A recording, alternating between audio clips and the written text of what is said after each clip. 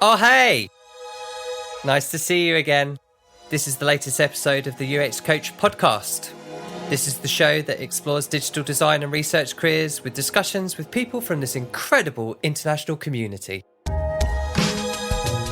In this episode, I'm in conversation with Tom Walker.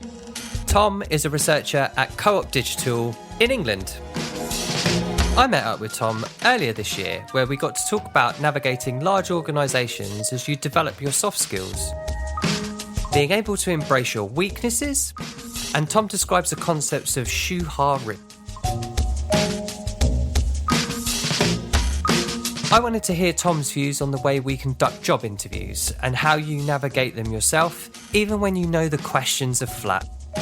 We talk about the recruitment market in the UK and what happens when you go back to an employer you've already worked for. Now, there's a bit of noise in the audio for the first few minutes, and I hope it doesn't distract too much from the incredible story that Tom has to tell. This is what happens when you are deep in conversation. So let's get stuck in. I am Tom Walker. I am a lead user researcher for Co-op Digital. At the moment, I work in funeral care, doing a lot of weird and interesting stuff in that space. And prior to that, I worked at the BBC as a senior researcher there, primarily working in education. So that's things like BBC Food and Bite Size, that sort of stuff. And I also run an evening meetup called User Research North. Where's that based? Yeah, so that's in Manchester. The way that came about was really, I think, particularly when I worked at BBC, it was easy to meet other researchers when I used to go to London and stuff. There's lots of research events. In Manchester, not so much. We have really great design and UX community in the north, but not so much a research-focused one. So the point of doing it was kind of to unite that research community in the north, essentially. And is that similar to NUX? Yeah, NUX. Yeah, that's right. Yeah, so they we're good friends with those people. I've worked with them. They do focus more on kind of the design aspect, and they're really big in kind of Manchester. They, and not just Manchester, in all of the north, and they've developed and built this really great community that I'm super happy to be a part of. But our focus is just on research, and it's about those people who want to get into research and those that want to meet other researchers and that type of thing. Cool. We will come back around to that a bit later. So just describe for us what your kind of like average day-to-day is at the Co-op. Yeah, sure. So average day-to-day. So the past couple of weeks, I've been working on a service map of a death, which is not your average bit of work. We were trying to understand what happens in someone's life when a loved one dies, what's the process there, and kind of is there any business opportunities that we can identify, which sounds quite weird when you work on funeral and you start talking about business and that type of thing, but unfortunately that's kind of the way it is. And I'm not doing that though. I work on a product called Guardian, which is a service for internal colleagues at Co-op Funeral to use to manage kind of funerals and arrangements and that type of thing. And I work on that system. So there's a lot of interviewing funeral directors and arrangers and embalmers and going and visiting these people and making sure that the system kind of works for them. So yeah, that's kind of the average day. So that sounds like it's certainly branching out of that touch point area to what I guess a lot of us would now call service design, of all of the moving parts in between and how people work behind the scenes. Yeah, exactly that. Yeah, certainly with the kind of service map work that we've just done, it wasn't just a focus. Obviously, the focus is on the user's perspective, that end, but we needed to look at all the various other touch points in there as well. So, we did interviews with the police, for example, to try and find out, how their involvement is if someone is to die unexpectedly at home and that sort of stuff. We want to speak to people within the NHS, also to kind of get an understanding of what happens when someone dies in hospital and all these kind of various things. So yeah, it's definitely not just focusing on kind of one person and their perspective. It's multiple perspectives. You said that your job title at the moment, or your job role, is lead. Yeah. Is that right? Mm-hmm. Yeah. So what's the definition of a lead at Co-op? What makes you different to, say, someone who just has user researcher in their title? Yeah, that's a good question. I think when it comes to Co-op, and this is not necessarily this is not for everywhere, but I think the definition at Co-op is you have a wealth of experience that you can use, obviously, so you can how to tackle various situations and that type of stuff. But more importantly, how to support the community. And when I say that, I mean other researchers, people throughout the business who want to do research, so empowering others to do that as well. Whether that be designers or like small product teams that maybe don't have a researcher in there, and that sort of stuff. And it's being able to do that and I guess mentor other researchers as well and help them out. That's kind of how I define it. There's definitely more there that relates to working with other people and developing other people rather than necessarily just being a practitioner. Yeah, I'd say that's right. So for me, kind of the lead senior, whatever you want to call it, it is an expert practitioner. However, they might divide their time in supporting others as well. Okay. And, developing that, because, we have communities of practice at Co-op, so we meet weekly to, with all the researchers meet, and it's about supporting that community very much as well and being an engaged part in that and helping other people as well. How many people are doing research or just dedicated to research at Co-op at the moment? Yeah, that's a good question. So I think it's just under 10, just shy of 10, maybe it's like 8 people, I think, off the top of my head. Yeah, I'll have to count, but yeah, I think it's about that. It's not a huge team. It's still probably quite significantly bigger than a lot of large organisations. Yeah, I'd probably say so. I mean, when I was at the BBC, there was 20 of us, just coming up to 20, and now, since leaving, having spoke to the creative director of research there, now there's 20 plus there, so that's quite a large team at the BBC. Certainly one of the more large ones that I've come across. But yeah, I think the Co-op really kind of values research, very much so, across the business. And so even though we might not have researchers in every product team, there's certainly research advocates there as well. And we might spend time with people to help them out as well. When you were at the BBC, your title there was senior. Was it still doing similar things, or were the responsibilities different? Yeah, it was still doing the same thing. I think the main difference when I was at the BBC was I was spread across multiple work streams. So when I was there, I was working on 7 work streams within education itself. So that was a lot of supporting kind of designers to go out and do their own research, rather than me always actively taking part in it. Whereas at Co-op now, we have 2 researchers on funeral, myself and Gillian MacDonald, my colleague, and we kind of like spread the work between us. So there's 3 work streams, but really we only kind of focus on the 2. But yeah, BBC was like very, very similar, to be honest. Right. Okay. Let's talk about your experiences before that then. How did you end up getting into user research as a profession? Yeah, so I think everyone I know just always takes a weird path into research, right? There's no like one path. For me, I went to university and I studied web systems development, which is basically, server-side coding, database construction, all that type of stuff. And I was all right at it. Like I wasn't great, whatever. But I think towards the end of my first year and beginning of the second year, I started to really get into design. And not just kind of UX, but kind of like design theory and behavioral kind of aspects, and why we do things and that sort of stuff. And I'll be honest, kind of at the time, I don't think I even knew what a user researcher was. Like I was just didn't have a clue what one was really. And then I think I went to maybe a conference or something, and I seen someone talking about it, and it just kind of clicked me, and I was like, oh, that's what I want to do. That's what I want to do.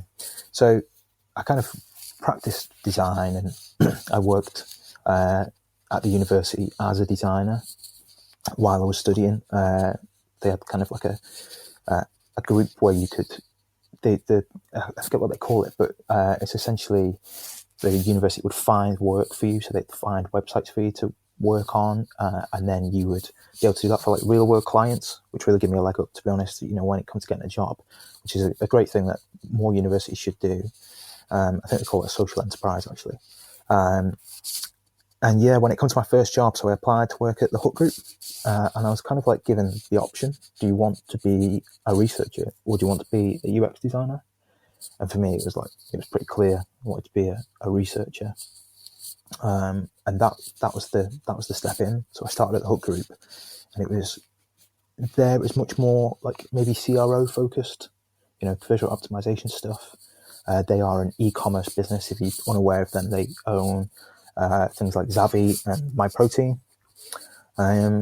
But yeah, that was kind of like a CRO type job. And then after that, I went to work for Co-op Digital. I was the kind of one of the first researchers that started when Co-op Digital became a thing, when it was set up by kind of like Mike Bracken and Tom Loosemore and Ben Terrett when they moved from GDS. And at the time, it was just myself and James Bordwell. We were like the only researchers there. And I stayed there for a couple of years and then wanted to change. So went to the BBC. And then after that, ended up going back to Co-op. Right. What was it that drew you back? I think, to be honest, I got to the point where I just wanted to leave the BBC. As professional as I can be about it, I didn't necessarily agree with the senior leadership there or where some of the things were going. And I think somewhere along the way, they kind of forgot that they were a public service organisation. But that kind of aside, I had a number of kind of like offers when it come to leaving the BBC. And for me personally, it was, where can I learn the most? And I knew kind of, if I went back to Co-op, well, I knew a lot of people there. I knew the way they worked. I could just kind of slide back into that role, also then just become the sponge and absorb stuff and learn from all these great people that are there. So for me, it was kind of the learning opportunity, really, to be honest. When you've been somewhere that you did actually enjoy, but perhaps left because at that point in time it wasn't helping you progress in your career, to be able to go back with experiences and knowledge that you've gained from somewhere else is a big asset to them, isn't it? Yeah, 100%. I mean, like I say, in all honesty, I didn't 100% enjoy my time at the BBC. However, I did learn a lot while I was there, regardless of any feelings that I have towards it. I did learn a lot, and that meant kind of, for me, in just a career progression type way, I was able to go back to the Co-op and earn far more money than I would have done if I had stayed for that length of time. And the fact that I'd now gained context for, not being there and seeing the way things are done elsewhere and learned these different things, kind of like really, to be honest, gave me a leg up, which I just would never have got if I had stayed in that position. We were talking about, before we started recording, about this sense of being a midweight designer or class as midweight designer, and you wanted to share your experience of the transition from one to the other. So I suppose where a good starting point would be is what you think your definition of being a midweight designer is, or perhaps what you think the industry considers it to be. That's really interesting. I to be honest, I don't feel that midweight or a senior is very clearly defined. Kind of anywhere I've been or anywhere I've applied, to be honest. But I do think kind of experience plays into that. So I think for me, a midweight is a person who is, maybe they understand their craft. Okay, they know how to do that job, but they don't know how maybe to deal with all the kind of challenges that they would face, and maybe they can't use that craft. Excuse me, that's my dog barking. Sorry if you heard that. Maybe they don't use that craft in a creative way. So if a challenge came to them, would they know how to adapt? Maybe adapt a certain method or something like that. And I think that's what a senior is. Have you ever heard of? There's a thing called. I think it's pronounced shuhari. Have you ever heard this? No. This saying. So it comes from Japanese martial arts. And if anyone knows me, I'm obsessed with Japan, so I kind of know this stuff. But shuhari is kind of broken into three things. So the shu means to obey. So this is basically, you could translate this to the way we learn things. So shu means to obey. So that's learning the fundamental techniques of what something might be. So learning, various research methods, that type of thing. Mm-hmm. And for me, that would be a junior. Ha means breaking from tradition. So that's kind of right. Okay, I'm understanding the rules now. I'm bending the rules a little bit. I know these various methods, but I'm gonna experiment a little bit and see how that goes. And then re means, I think it's like, it stands for like separate or something like that, and it then means you will break the rules, you will be creative, you'll try different things then, because you've had the experience, you've got the concepts, and you kind of like build on that. And for me, that's been like a really kind of an important way for me to think about the way I learn and develop from that midweight to senior. In midweight, I want to experiment with those things, but I don't want to break the rules. I don't want to try things too new yet. And then when I progress, when I've got to that point where I feel like I've been able to nail these things down, that's when you move. And I think that for me is then becomes a senior. It says here on Wikipedia, the restate is that there are no techniques or proverbs. All moves are natural and becoming one with spirit alone without clinging to forms and transcending the physical. I can totally see where you're coming from with that. It's the idea of that it's beyond muscle memory. It's you know something so intrinsically that you can actually defy it and it still has value. Yeah, you can, and I think that concept of shuhari you can apply to many different types of learning. If you were learning guitar, you learn the basics first before you write your own song, and then you might come up with your own style. And I think that applies to how we as designers, developers, researchers, content people, whatever, the way we learn, you learn those basics, you learn those steps, you begin to experiment with them, and then you deviate from them. And at that point you can deviate is the point you can become a senior and you can teach others and, learn from those experiences. Can you think of any examples of situations that you've been in where you were very aware that you were still in that midweight phase, that ha moment? That's a good question. Yeah, I mean, I think so. Yeah, I think kind of when I was preparing to leave the co-op, I think certainly there was a part of me, and you can put this down to imposter syndrome or whatever it might be, where I was respected in my job, but I felt very much that I had a lot to learn still, very, very much. I had a lot to learn, and I think when I got to the BBC, I was in that moment where, when you're faced with new things, I just fell back to the stuff that I'd learned. Those foundations that had been built. So when I got there, and you start doing research with a new team and new people, and it's new challenges, you just fall back on those things. And that for me is kind of like that middle stage when I started there. Very much so, yeah, kind of learning that stuff and trying to be humble about the amount that you still kind of have to learn. Yeah. See, it's interesting that this sort of like thought about that balance point between becoming really proficient in the way in which you work and the tasks that you set out for yourself, but also being confident enough, let's say, to be able to branch out. And I kind of wonder whether we're starting to build too many constraints for the way in which we work in design, in digital design as a whole, and especially with so many businesses now trying to adopt the concept of the double diamond approach and things like that, but then really restricting and limiting the actual activities that go on within that to the point where every project looks the same from beginning to end.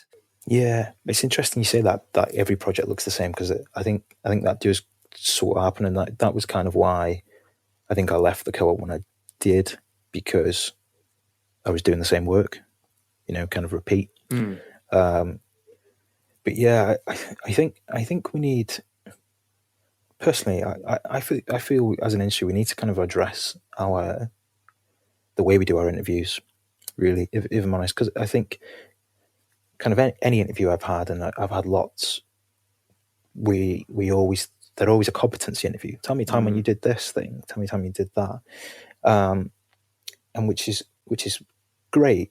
It definitely does work, but there's room in there to talk about a project at a larger scope, at like a deeper level, and the things that you learn in that. And we ask people for these brief snapshots and these pressure moments, and it's like it's really hard. And like you go into an interview hoping that you get the right question so you can fit this project that you did in, where actually you learned loads, but it's not appropriate for the interview. It turns out in the end, and I think there's something to be said about that. I think equally, we as a community need to get, or maybe I shouldn't say we as a community, maybe just me need to get. One of the things I found that helped me get from kind of midweight to senior was becoming good at talking about what I do, talking about the work I'd done, kind of in that setting. So one thing I did was to like write down after I'd done a project. It wasn't like a blog or a blog post or anything like that. It was just for me, write down what was the thing I learned from this and what did I do? What did I actually do on this team?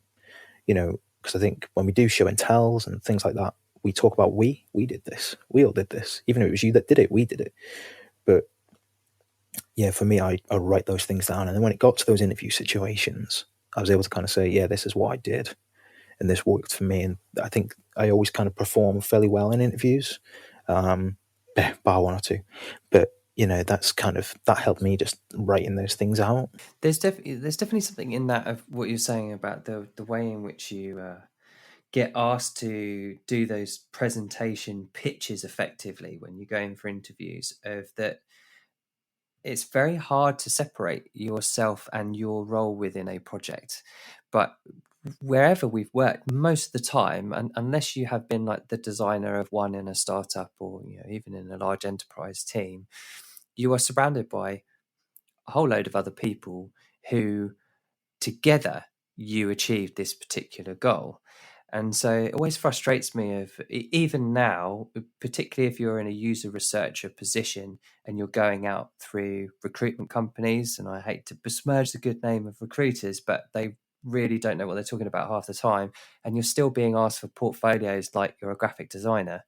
And you can't really show anything because what you did was good research. All you can really talk about was, the insights that you collected and how you reported them back. But what the people that are interviewing are interested in is the outcome of it.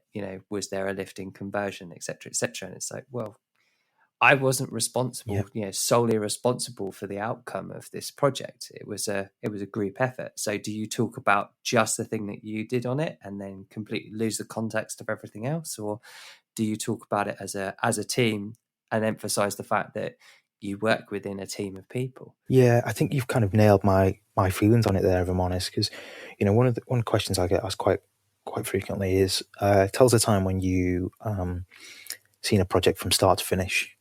But as a researcher, really, sometimes you're just involved in the discovery, and then a project takes on its own life, and you might be involved later, or particularly if where I've worked, I've been spread across multiple work streams, so I'm dipping in and out. So that it's quite a hard thing to answer. Whereas actually, I did learn a lot in those things, and I know how to work in that situation. I could tell you examples of multiple projects where I've worked in different stages, if that's what you want to know. I've seen different stages of it, but I can't answer one entire project that does that. I find that a very difficult thing, and that's kind of the problem, like you've summed up there with, being asked for portfolios. And I remember once a recruiter asking me, can I use Photoshop? I was like, well, yeah, but yeah, I don't know how relevant that is. And I think they were just working out how much they could charge for me or something. I don't know. I think that this could actually be one of the defining factors between where you are within the maturity of your craft and your skill. Because if I think about, say, when I was doing junior roles, my first ever job as a web designer, and I was a junior, if someone said to me tell me about a project you've worked on end to end, I probably would have been not naive, but confident enough to say that it was from the brief that I got given and then completing it, and completely remove the context of why it was done and what it was for. I was going to say, I mean, like, I think, because you've touched on an interesting topic there of like that transition from mid to senior. And I think personally for me, there's a couple of things that I did and almost changes in my behavior, which I think helped me move to that kind of like senior direction. So I think for me, one of the things that I did, which we just as a society and a culture don't do this, and that was embrace my weaknesses. I think quite often we talk about interviews. In an interview situation, you want to portray the best you, who you are, all this type of stuff. But embracing your weaknesses is really important. And I think the way I did that was by becoming reflective. And I come up with this saying, which is a ridiculous saying, but feel free to use it if you like it, which is the more reflective you are, the more effective you are. And essentially, I would do a project and I'd look, like I said before, I'd write down kind of, all right, what I did on that thing. But I'd look at, all right, what were my weaknesses? And where did I not do so well? And one thing I kind of encourage teams to do that I work in is to talk openly about these weaknesses. I know when I started at Co-op, we had our community practice. We drew up one day this kind of board of, you rated yourself of like, how good are you at this particular thing? So it might be like interview techniques, for example, or like surveys or whatever. Doing that was massively beneficial because I could look at that and I could say, okay, you know what? I'm not great at surveys, but Andy is. So I'm going to go talk to him. And by embracing my weaknesses and kind of not trying to like bluff it or fake it and just being open and humble about that, you kind of open yourself up to learning, and then reflecting on what you've done just encourages that kind of like humble nature that allows you to learn more and learn faster. And you become just this sponge that you're just going to, take all this stuff on board, and you're going to embrace criticism and that type of thing. Do you think that there is there's potential barriers for people doing that when they're in these, the generic or the midweight design or researcher roles where they feel that they're supposed to know the answers? Yeah. And so they don't go and ask for that. Yeah, it's really funny actually. Yeah, you're absolutely right. I think one of the hardest things I had to learn to do as a researcher is say, I don't know. And I worked with Caroline Jarrett once, and she kind of told me that. She was like, yeah, you need to learn to say no, and I don't know. And oddly, when I started to employ that and start to say, oh, I don't know, but I could find the answer out, or we could try this, or I'll speak to someone, or whatever, whatever it might be. Or I'll have a think about that and get back to you. I suddenly started to garner lots of respect from my colleagues, because I think it ultimately led to me doing better work, or more informed, making more informed decisions. And certainly like research is all about kind of reducing risk, right? So if you can't even do that in yourself, how can you do that for what you do? So yeah, learning to say no is very difficult. And I think that takes a lot of confidence and almost like self-assurance to be able to say that. But I think it's very important for particularly researchers to be able to say, I don't know. Yeah, really important. Well, we'd like to think that it's a default within the role that you're taking on, because if we knew the answers, then we'd probably run the risk of skewing whatever we were looking at anyway. So really, as a researcher, we should be going from a neutral position of, I know nothing, and even if I do know something, I want to forget it, at least for this point in time, to sort of find out. So it's quite, I wonder whether there's just some undue pressure in certain environments for you to have an answer. Like if I think to sort of like agency life can be quite difficult in that respect, because you're meant to be being seen as an authority. Yep. So to go to a client meeting, for example, and be asked a question and to not just basically bullshit an answer might not be the way that particular agency works. Whereas some of them, aren't like that. And I'd like to think that there's many more of those than there aren't. But I've definitely worked in some where I've been with someone else and they have just waffled in order to be perceived as being knowledgeable, rather than just going, we don't know at the moment, but we'll figure it out. That's the whole point of doing this activity. Yeah, and I think I've been in that exact situation where you described, where someone, quite senior has said, oh, well, what's this? What's the answer? And I've just gone, well, it's, and fell back on maybe something else that I'd learned during this process. But there's certainly I think when you're able to say, I don't know, I can find out for you, or I don't really answer that, or, we should do more research into that area, or I'm sorry, I just don't know the answer to that. I think it just, for me, certainly, based on personal experience, it's garnered respect. and it also garners trust, because you're not going to just bullshit some answer. You're going to be honest about it, and then when you do have something to say, people can believe it because they don't expect you to bullshit it. So for me personally, it's kind of worked. I can understand the pressures of being in agency life, and that being slightly different. And I can't profess to have done that, because I've been in house roles kind of all the time since I started my career. So it's perhaps slightly different for me, but I think it's definitely worked for me, being able to say no and having the conviction of being able to say no, and then I know that when I do say something, I mean it.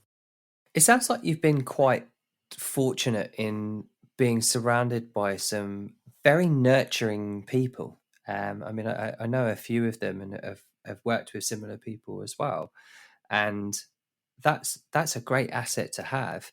What sort of advice could you give others that may not be as fortunate in how to sort of evolve and develop these softer skills that are required to be able to reach that sort of senior level? Yeah, I think you need to find people that challenge you. So you're certainly accurate in saying I've been fortunate that I've been in a nurturing environment. For me, it was James Bordwell and Andrew Travers. Whenever I did a piece of work and I wanted to present it back, I would go and show those two people, and they would, criticize my work and give me feedback and that type of stuff. But they both come at it with different perspectives, and that was really beneficial for me. That allowed me to learn a lot. But when I was at the Hook Group prior to that, and I didn't really have that thing, I actually remember I emailed. I can't remember the name escapes now. Sorry, but I'd read this blog post by someone, and it was really good. It's this really inspiring blog post about research. And I remember the woman that I wrote that I just sent her an email. Like, her email was on this blog post, and I was like, "This is really good. Listen, I'm a junior. I wonder if you could give me some advice," and that type of thing. And I remember her coming back with some. I sent her some work, and she's come back with some criticism about it. I should really try and find her name, actually. But that was really beneficial to me, to find that person that challenged me, and didn't just kind of go, "Oh yeah, it's all right," and didn't just say, "Yeah, it's bad," but they give me reason for it, and based on their experience. So I think if you've not got that in your immediate environment, you haven't got that in the place that you work, you could certainly seek it elsewhere. Like, Twitter is pretty active in the research and design community, and I don't think I've met a researcher yet that was a dick. Everyone seems pretty nice. So I'm sure if you tweeted someone and was like, "Can you speak to me? Can you give me some advice? Can you help me with this?" I'm pretty confident that people would. I am definitely one who is lost at sea when it comes to Twitter. I find that the back and forth conversational bit is sort of missing from what they used to be.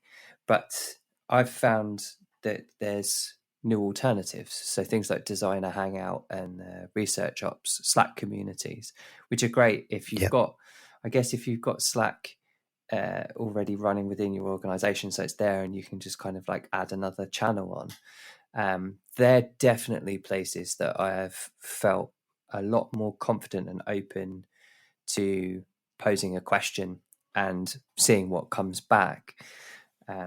What other places are you going for to be able to continue to sort of develop and hone your skills? Yeah, I think you mentioned the Research Ops Slack channel, and I think that's that's a great kind of community there. But you also said, you found it easy to post those questions in there. And I think you're totally right. When you can speak to someone that's abstract from the place you work, you have, this less sense of you're being judged, and you might get sacked, you might be doing the wrong thing, all that type of stuff. And I think, try and find an external mentor if you can. For me, you interviewed Mark Brannigan on this podcast. I remember he helped me with a lot of stuff. He was working at Cope as a contractor, so he didn't have invested interest in kind of me, who was there permanent, full time. And he was kind of helping me out and taught me through stuff. And yeah, I think because I'd built that kind of level of trust with him, and he would just feedback on my work and that sort of stuff. And although he was working at the same company as me, he was abstract a little bit from it, and that helped me But yeah, those other sources, like, you know, just go to events, go to meetups, find people. I remember going to a an NUX. We talked about NUX before, an NUX meetup where Barry Briggs talked about doing kind of like guerrilla research and that type of stuff.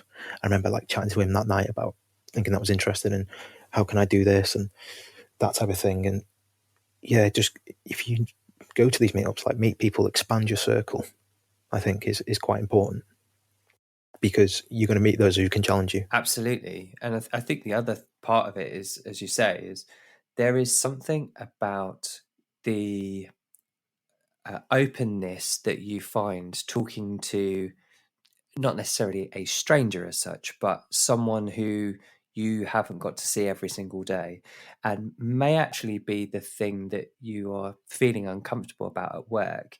Being able to go and speak to someone who is completely removed from it means that you're going to get a viewpoint which is them just listening to what's going on for you. And I guess if you've, well, my experience has been if you find the right person, they'll ask you the right questions so that it's not just an echo chamber of, yeah, you're right, you know, your boss is an idiot, you've done everything right, but they'll get you to look at it from different angles and think about how your behavior and your persona at work is resulting in whatever that scenario is. Yeah, I think, and you can actually do that with getting that alternative perspective and that challenge. You can get that from also mentoring people.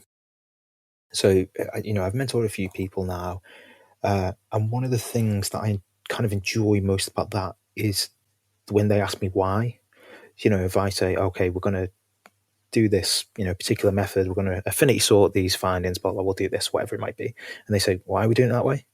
And it kind of gets me to, like, I have to articulate my thoughts and work out, well, we're doing it like this because there's this method, and they kind of come to it with fresh eyes and allow you to sort of think about, is there a different way of doing this? Can we do that stuff? And that for me helped me get better as well. Just having someone with less experience to, like, say, well, why are we doing these things? I think that was kind of really important for me. And I was doing that. I started doing that when I was like midweight. So, I was still humble about it. You still have to say, if I didn't know, whatever it might be. But yeah, that really worked well for me. Yeah, it's interesting that you say that, because I think something else that I've found from that is being asked that question of like, why would you approach it that way, just reminds you that you learned it at some point and you've forgotten why.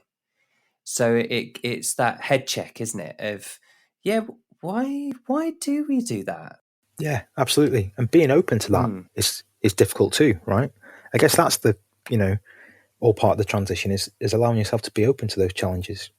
When you present something at show and tell, and a stakeholder might ask you, why did you do that? Not being offended by that and taking that on board, and, working out, and just, being able to articulate yourself in a way that's, I know I did this is why we do it, and here's this way, and that sort of stuff.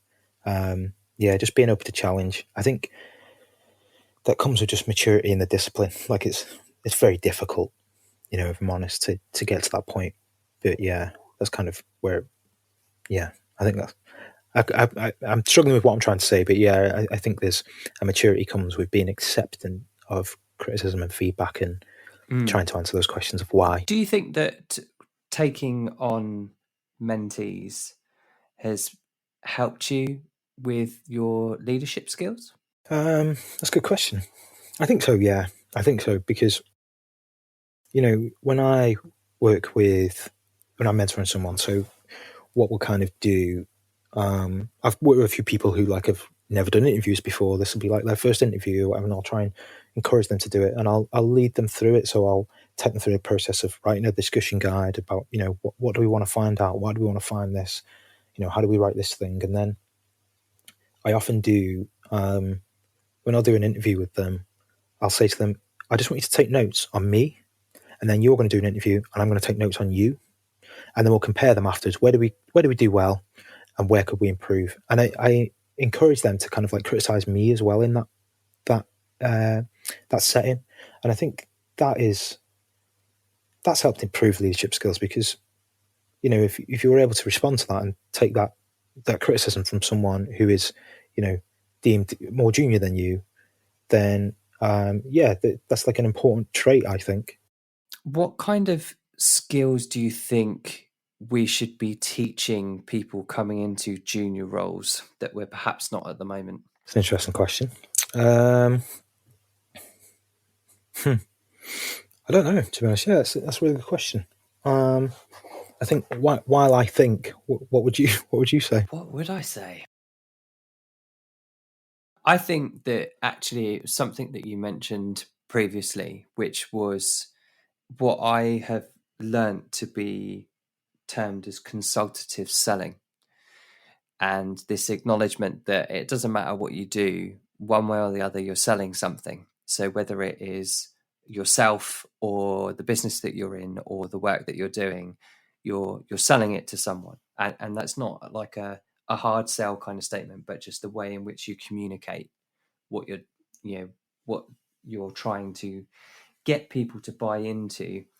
And I think if we started to get better at that sooner, then we would probably elevate ourselves a little bit faster, because we'd start to be able to talk a lot better about what it is that we do, and and the way that we approach things. I think that's a big missing piece. And I think of what I see in education and the education space, particularly if you do coursework based education, where it's not sort of measured on an exam, you're ultimately putting something together which is telling the story of your work, and then we kind of completely forget about it when we leave. And yet it's what so many of us end up doing day in, day out, is talking about what we did and what the outcome of it was.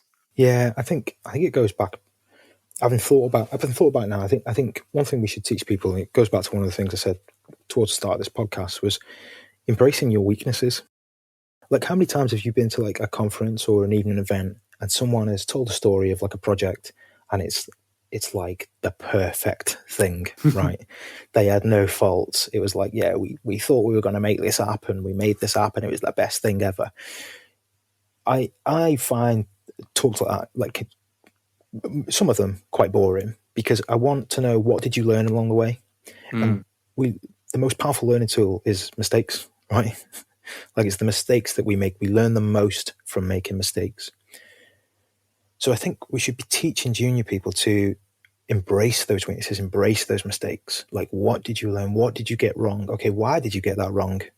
You know, what have you learned from it? How would you do it differently?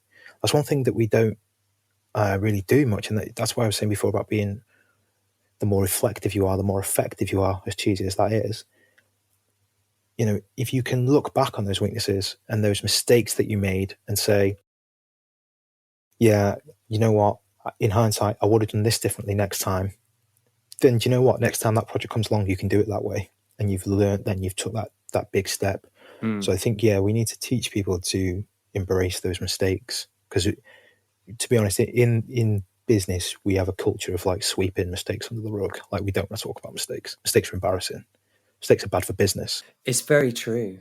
It is part of the showing off your success and everything, and yet we're all starting to ultimately emerge out of this lean startup environment where it's all about fail fast, and especially in situations where we work in an agency, and it's a mantra to every single client you see, is like, we work in this particular way because it's about like learning quickly and failing fast and hard, and being able to pick yourself back up. I think we've probably touched on this a little bit, but what's the best piece of advice you've been given? Best piece of advice? I don't know. I think it probably is, the ability to say no. I know I've banged on about it quite a bit, but I feel with that comes this self-assurance, comes this confidence. Yeah, when you can get to that point, then I think you are settled in who you are. You're settled in who you are. You know what you know, and you know what you don't. And I think, yeah, that's really important. So just learning to say no is honestly probably the best bit of advice I've ever got. It's stop me bullshitting in meetings when, I really should, maybe should have. It would have got through better, but I think, yeah, that's kind of helped me out massively. And if people wanted to to get in touch with you or follow you, where's the best place to go? Yeah, so you can get in touch with me on Twitter. I am Walker UX Ranger on Twitter. I don't tweet much, but I am on there. I do respond to DMs and stuff. You're more than welcome to tweet me on there. Awesome. Tom, thank you very much for taking part in the UX Coach podcast. You're welcome. Thank you for having me.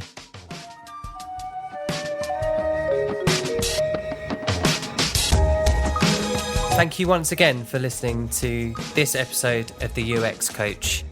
If you're new here, subscribe to the podcast through iTunes, Spotify and Stitcher, or anywhere else that you get your podcast feeds from.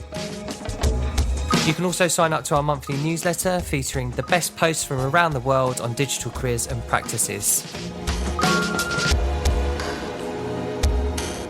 I would really like you to share your story with us here on this podcast. And if you're interested, there's information on how to get in touch with us, along with that newsletter, at theuxcoach.com. I'll be back in 2 weeks with more conversations about design and user research careers and how to navigate that mid-weight rut. Until then, stay tuned.